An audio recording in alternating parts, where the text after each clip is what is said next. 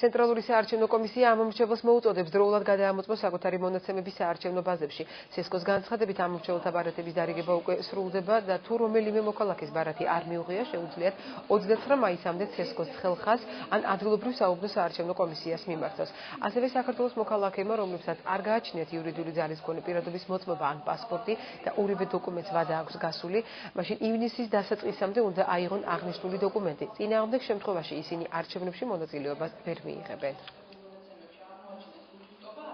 საქართველოს მოქალაქეებმა, რომლებსაც არ გააჩნიათ იურიდიული ძალის მქონე პირადობის მოწმობა ან პასპორტი, მათ შორის აღნიშნული დოკუმენტების ვადის გასვლის გამო, არჩევნებში მონაწილეობის მისაღებად დროულად უნდა აიღონ ახალი პირადობის დამადასტურებელი ერთ-ერთი დოკუმენტი მაინც. CSKO მოგიწოდებთ აქტიურად ჩაერთოთ მონაცემების გადამოწმების პროცესში და დამატებითი ინფორმაციის მისაღებად დაუკავშირდეთ CSKO-ს კონტაქტ ცენტრს ნომერზე 251 00 51.